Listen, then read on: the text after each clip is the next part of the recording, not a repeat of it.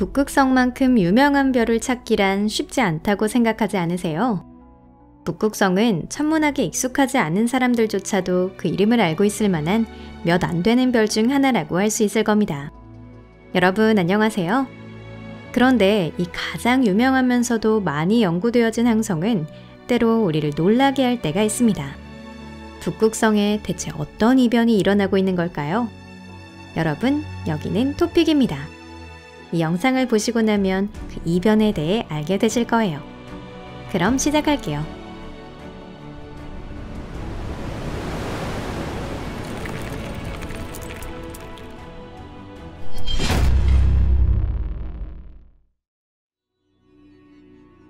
북쪽의 항성. 북반구에 살고 계신 분이라면 북극성을 찾는 것은 그리 어렵지 않을 거예요.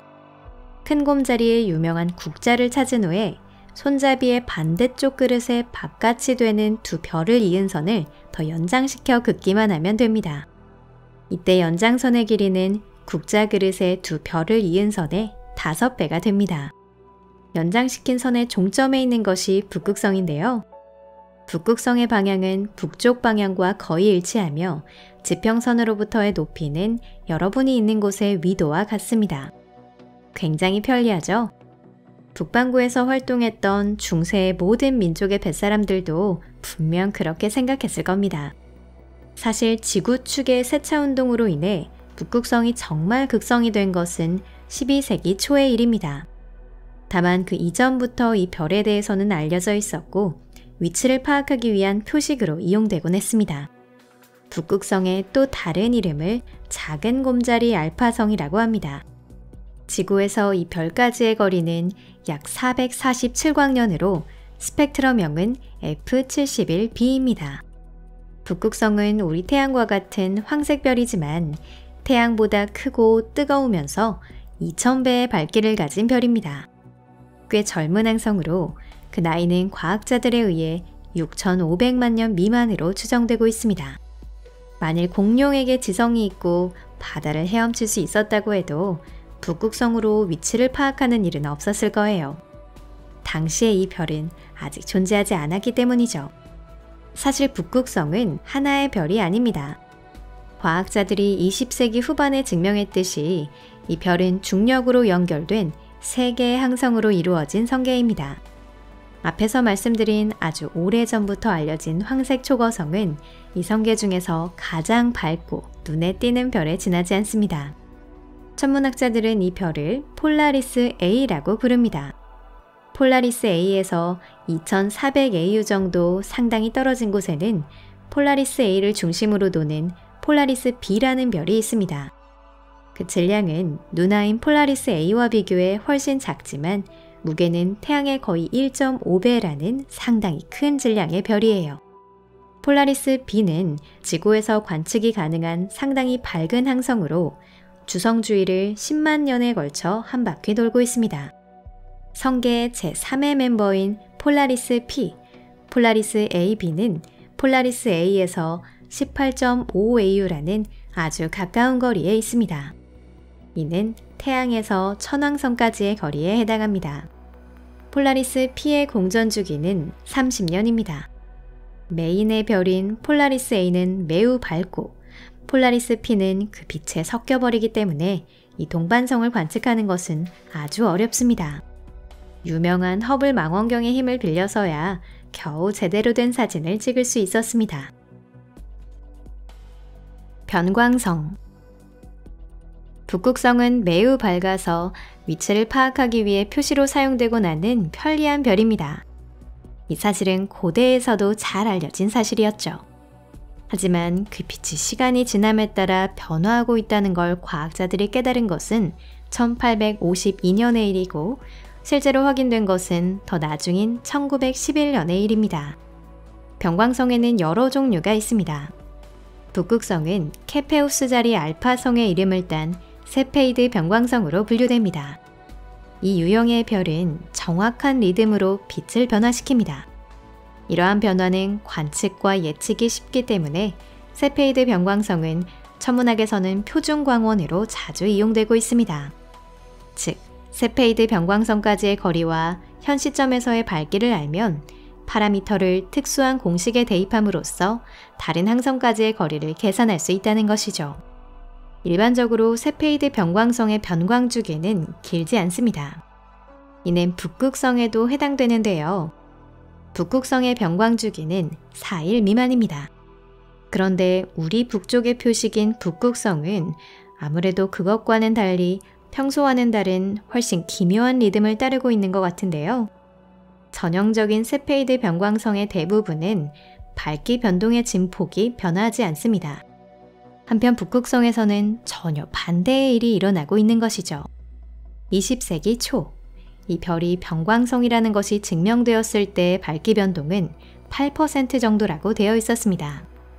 그런데 90년대에 이르러서는 원인 불명의 이유로 진폭이 작아지기 시작하여 2000년대 초반에는 밝기 변동이 2% 이하가 되었습니다.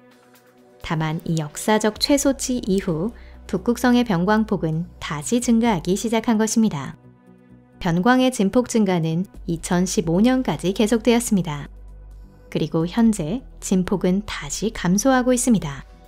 덧붙여 광도 변화의 진폭이 작은 것 자체가 이미 비정상이라는 것에 주의해야 합니다.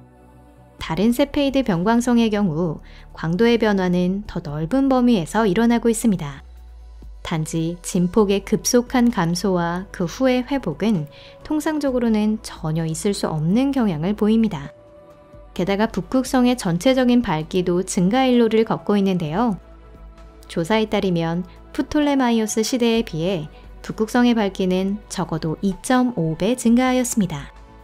별의 진화 과정에서 광도의 변화가 일어나는 것은 지극히 정상적인 일입니다.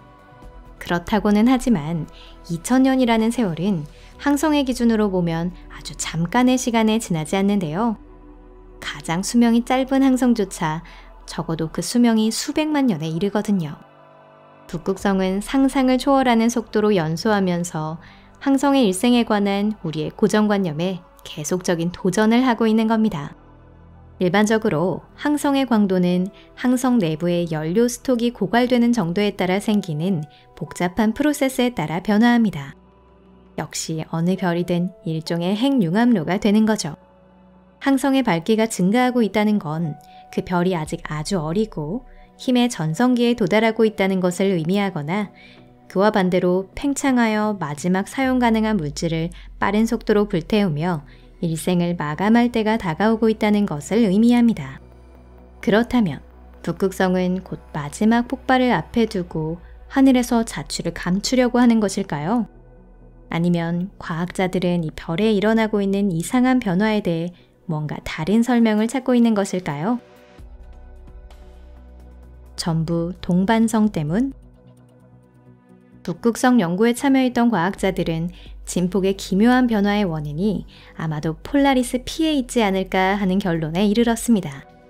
이 동반성은 성계의 주성에 상당히 가까운 위치에 있기 때문에 주성 내부에서 일어나는 과정에 영향을 주고 있는 것은 분명합니다.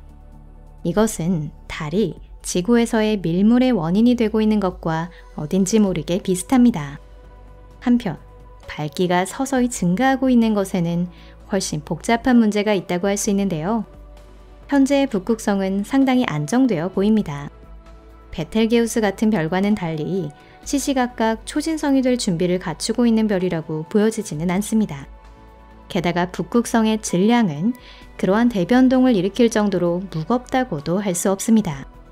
즉, 문제는 다른 데에 있다는 것이죠. 그럼 무엇에 문제가 있는 걸까요?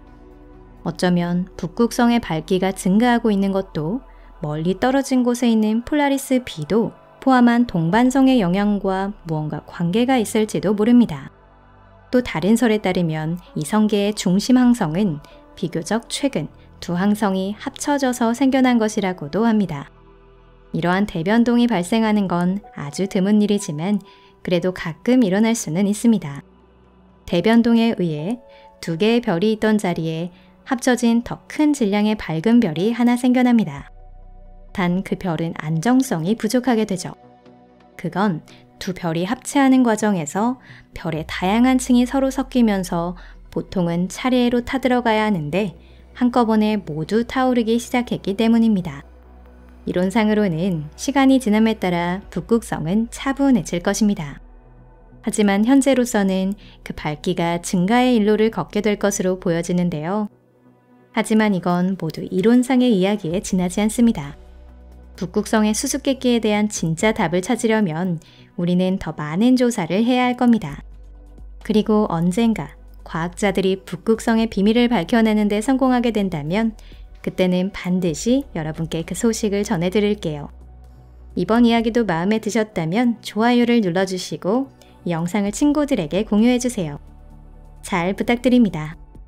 그럼 여러분 안녕히 계세요.